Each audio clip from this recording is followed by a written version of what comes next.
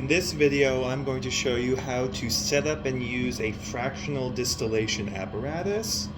Now, a fractional distillation and a simple distillation are very similar. They both rely on the principle of separating liquids based on their boiling point.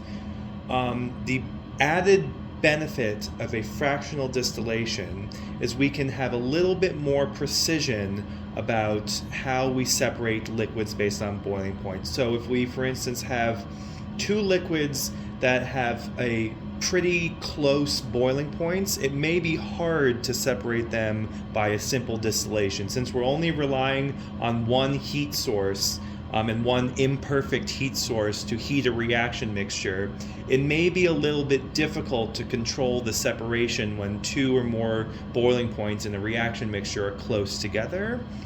However, in a fractional distillation, we rely on expanding the area in which the liquids are condensing so that we have a little bit greater control over the temperature of the condensing vapors. So in doing that, we can separate liquids that have slightly closer or even much closer boiling points.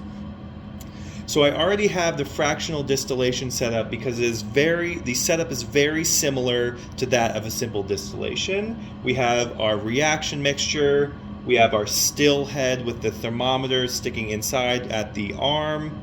We have our distillation column where we're going to be condensing. This is going to be jacketed with water. I have the tubes connected to the sink. We have our vacuum head and our receiving flask in an ice bath. Now the key difference in a simple and a fractional distillation is in a fractional distillation, we have an extra column between the boiling mixture and the distillation column. So there's various types of columns that can be used in a fractional distillation, just like there's various types of columns that can be used in a reflux condenser. But the principle is the same. We're trying to create many different layers and plates at which a condensing vapor can land and fall back into the reaction mixture. So the setup we're using for our fractional distillation is we've taken the West condenser. Note that this is the West condenser that we used in the past for a reflux.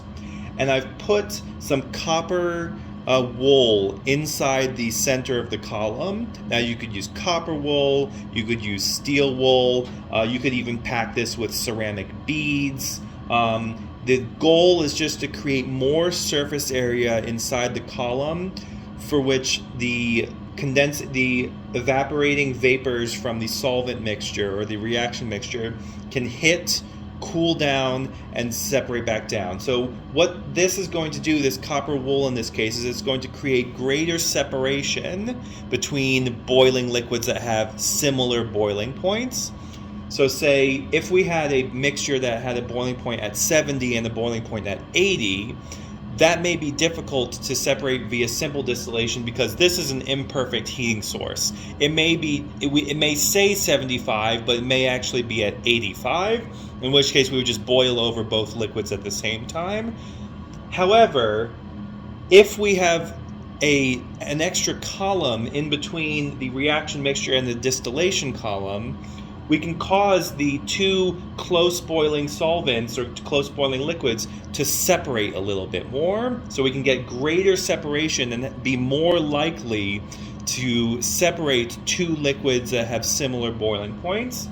So if, for instance, this is heating at 85 and we have a liquid that boils at 75 and a liquid that boils at 80, the liquid that boils at 75 will have a little bit more energy than the liquid that boils at 80, so it's more likely to cross through this packed column and make it to the distillation column in the receiving flask than the liquid that boils at 80. The liquid that boils at 80 is going to have a little less energy, so it'll hit this packed column and it'll slow down, it'll cool down a little bit more efficiently and drop back into the reaction flask.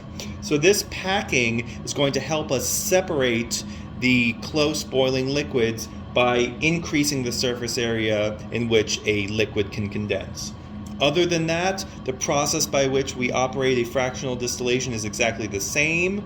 We're going to boil it over until we see the temperature start rising, in which case we're going to switch our receiving flask. Depending on how many liquids you're trying to separate, you may have upwards of 3 or 4 different receiving flasks. You may be collecting for analysis. You may want to collect throughout the process. Depending on what you're doing, you may have to switch out your receiving flask multiple times throughout the process. But either way, this overall operates the same as a simple distillation.